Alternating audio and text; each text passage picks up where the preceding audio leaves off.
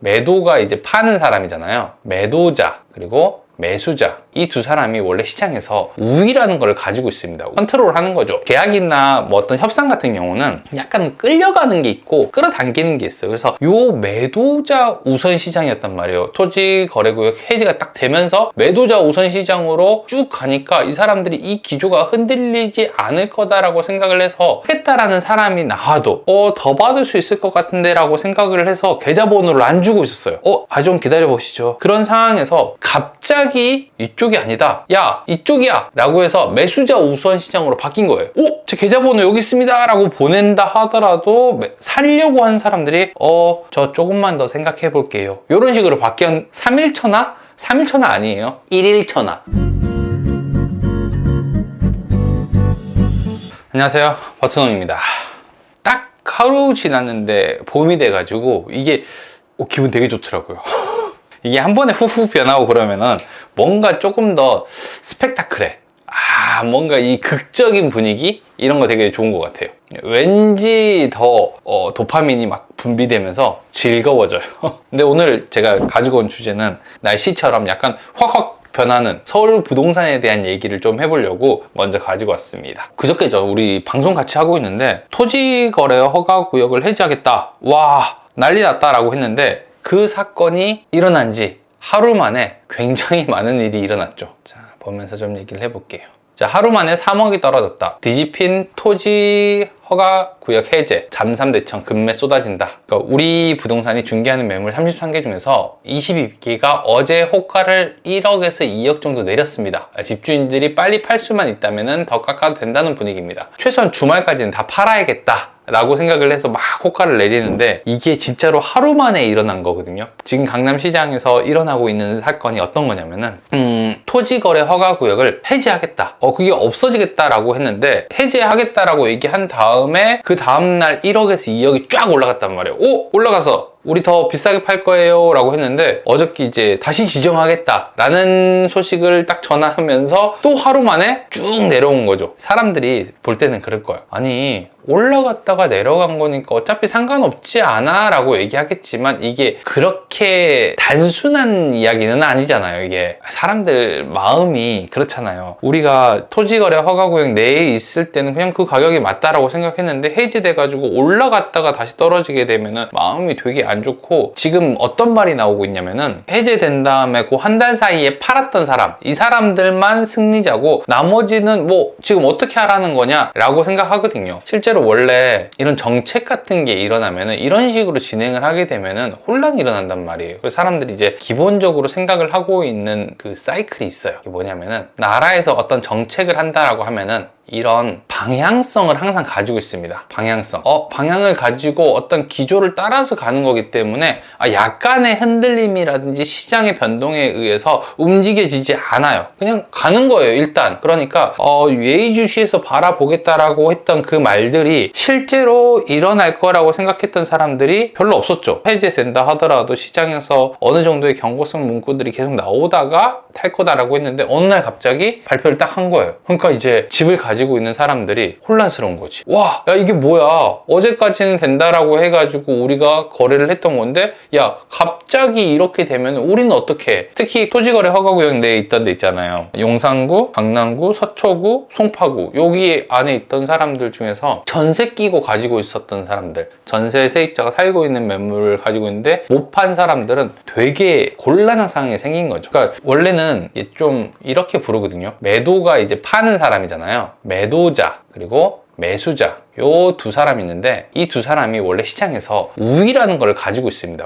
위에서 조금 컨트롤하는 거죠. 계약이나 뭐 어떤 협상 같은 경우는 약간 끌려가는 게 있고 끌어당기는 게 있어요. 그래서 협상의 달인 뭐 이런 게 하고, 요즘에 트럼프 같은 경우도 미국이라는 지위 때문에 되게 커지잖아요. 근데 요 매도자 우선 시장이었단 말이에요. 토지 거래구역 해지가 딱 되면서 매도자 우선 시장으로 쭉 가니까 이 사람들이 이 기조가 흔들리지 않을 거다라고 생각을 해서 하겠다라는 사람이 나와도 더 받을 수 있을 것 같은데 라고 생각을 해서 계좌번호를 안 주고 있었어요. 좀 기다려 보시죠. 그런 상황에서 갑자기 상황이 이쪽이 아니다. 야, 이쪽이야. 라고 해서 매수자 우선 시장으로 바뀐 거예요. 그래서 제 계좌번호 여기 있습니다 라고 보낸다 하더라도 살려고 하는 사람들이 저 조금만 더 생각해 볼게요, 이런 식으로 바뀌었거든요. 그러니까 이게 원래는 완충 작용이 좀 있어야 돼요. 어느 정도의 기간이 있어야 되는데 하루 만에 24시간 만에 매도자 우선 시장에서 매수자 우선 시장으로 바뀐 거예요. 그 전에도 갑자기 해제하니까 매수자 우선 시장에서 매도자 우선 시장으로 탁 바뀌었다가, 그러니까 이게 되게 혼란스러운 거죠, 시장에서는. 지금 현재 일어나고 있는 일이 이런 거예요. 그래서 전문가들이 얘기를 하는 게 뭐냐면은, 지금 이미 사람들이 수요는 확실하게 올라갔다. 그러니까 확인이 됐으니까 이제 풍선 효과로 쭉쭉 올라갈 거다.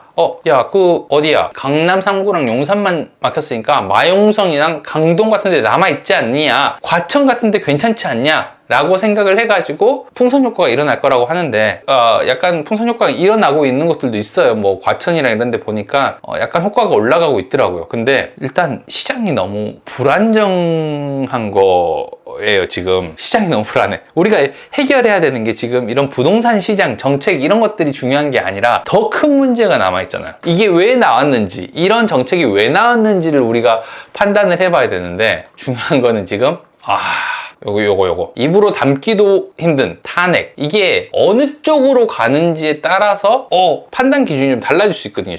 지금 여당이나 야당에서 얘기하고 있는 공통적인 흐름 자체가 뭐냐면은, 세금을 감면해 주겠다, 부동산 세금을 감면해 주거나 아니면 상속세를 개편해 주거나 뭐 지금 이런 것들로 갈라지고 있거든요. 세금이 달라지고 있는데, 이렇게 되는 이유가 뭐였냐면은, 정권이 지금 되게 불안정한 상태이기 때문에 지금 뭔가 움직이는 것보다는 조금 더 기다려야 되는 상황이 아닌가. 벚꽃이 펴야 될 것 같아요. 일단은 벚꽃이 펴봐야지 이 내용에 대해서 우리가 판단을 해볼 수 있는 건데, 이 핵심적인 부분들이 해결되지 않은 상태에서 또 갑자기 풍선 효과 때문에 올라갈 거니까 여기 사세요, 뭐 이런 얘기들을 들으면 안 된다는 거죠. 어려워요, 이거. 완전 부동산에 대한 뭐라 해야 되지? 사이클이 박살났어요. 지금 박살났습니다. 원래 이제 부동산도 흐름이라는 게 있고 그 기조라는 게 있어가지고 약간의 변동성은 가지고 있겠지만, 결국에 길게 보면은 사이클이 형성이 되거든요. 올라가고 내려가고에 형성이 되는데 완전 박살난 거잖아요, 이거는.